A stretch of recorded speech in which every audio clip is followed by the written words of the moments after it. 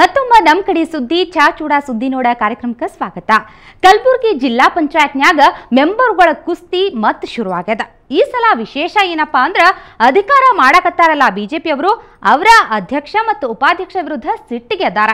ಇದರಿಂದ ಗೊತ್ತಾತೈತಿ ಬಿಜೆಪಿನ ಕೆಲವು ಮಂದಿ ಕಾಂಗ್ರೆಸ್ ಜೊತೆಗೆ ಸೇರ್ಯಾರಂತ. ಅವರು ಅಧಿಕಾರ ಹಿಡಿಯಾಕ ಏನೋ ಪ್ಲಾನ್ ಮಾಡ್ಯಾರ. ಇದು ಒಂದ್ ಕಡೆಗಾದ್ರ ಇನ್ನೊಂದ್ ಕಡೆಗೆ ಬಿಜೆಪಿ ಆಗಿರೋ ಬಂಡಾಯನ ಕಮ್ಮಿ ಮಾಡಾಕ ಹೈಕಮಾಂಡ್ ಟ್ರೈ ಮಾಡಾಕತ್ತದ.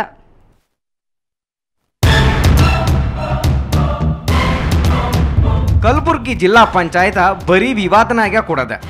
ಒಂದಲ್ಲ ಒಂದು ಗಲಾಟಿಯಿಂದ ಅದು ಸುದ್ದಿ ಮಾಡ್ತಾನೆ ಬಂದದ. ಈಗ ಮತ್ತೆ ಜಿಲ್ಲಾ ಪಂಚಾಯತಿ ಸುದ್ದಿ ಆಗ್ಯದ ನೋಡ್ರಿ. ಆಡಳಿತ ನಡ್ಸಕತ್ತದಲ್ಲ ಬಿಜೆಪಿ, ಅದ್ರೊಳಗೇನ ಕುಸ್ತಿ ಶುರುವಾಗ್ಯದ. ಭಾಳ ಕಷ್ಟ ಲೇಸಿ ಬಿಜೆಪಿ ಅಧಿಕಾರಕ್ಕೆ ಬಂದದ. ಆದ್ರೆ ಅಧ್ಯಕ್ಷ ಶಿವಪ್ರಭು ಪಾಟೀಲ್ರು ನಂದ ನಡಿಬೇಕು ಅನ್ನೋ ಹಂಗ ನಡ್ಕೊಳಕತ್ಯಾರ. ಇದು ಬಿಜೆಪಿ ಮಂದಿಗೆ ಸಿಟ್ಟು ಬರ್ಸ್ಯದ. ಅದಕ್ಕೆ ಬಿಜೆಪಿ ಕೆಲ ಮಂದಿ ಕಾಂಗ್ರೆಸ್ನವ್ರ ಜೊತೆಗೆ ಕೈ ಜೋಡ್ಸ್ಯಾರ. ಇದಕ್ಕೆ ಕಾಂಗ್ರೆಸ್ ಮಂದಿ ಕೂಟ ಸಪೋರ್ಟ್ ಮಾಡಕತ್ಯಾರ.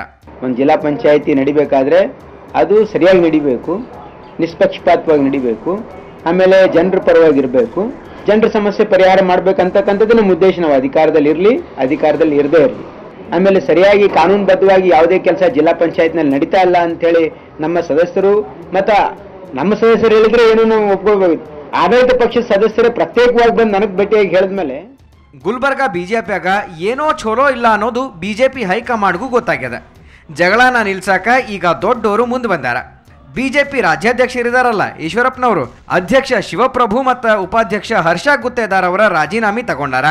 ಮುಂದೆ ಯಾರನ್ನ ಅಧ್ಯಕ್ಷನ ಮಾಡಬೇಕು ಅನ್ನೋದ್ರ ಬಗ್ಗೆ ಮಾತಾಡ್ಲಿಕ್ಕೆ ಬೇಜಾರು ಮಾಡ್ಕೊಂಡವ್ರನ್ನ ಬೆಂಗಳೂರಿಗೆ ಕರೆದಾರ.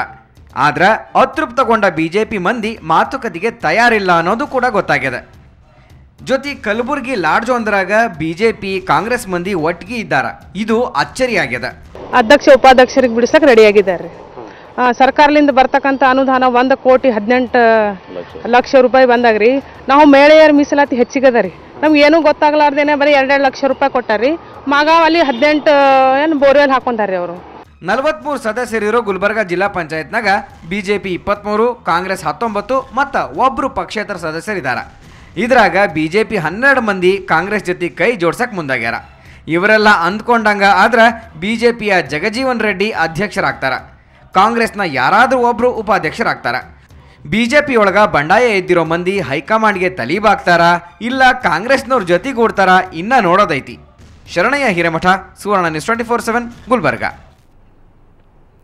ಇದ ಮೊದಲ ಸರ್ತಿ ಧಾರವಾಡದಾಗ ಮಹಾನಗರ ಪಾಲಿಕೆಯ ಸಾಮಾನ್ಯ ಸಭೆ ನಡೀತು ನೋಡ್ರಿ.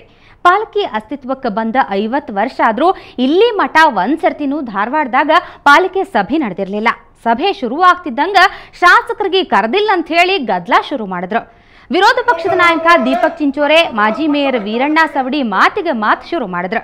ಇದಾದ ಮ್ಯಾಗ ಅವಳಿ ನಗರದ ಅಭಿವೃದ್ಧಿ ಕಾಮಗಾರಿಗಳ ಚರ್ಚೆ ನಡೀತು. ಧಾರವಾಡ ಭಾಗದ ಸದಸ್ಯರಿಗೆ ಸಾಮಾನ್ಯ ಸಭೆ ತಮ್ಮೂರಾಗ ನಡೆದಿದ್ದು ಬಹಳ ಖುಷಿ ಕೊಡ್ತು. ಪಾಲಿಕೆಯೊಳಗ ಇತಿಹಾಸ ಶುರು ಆಗೈತಿ, ಇನ್ ಮುಂದ ಸಾಮಾನ್ಯ ಸಭೆ ಹಿಂಗ ನಡೀಲಿ ಅಂದ್ರು.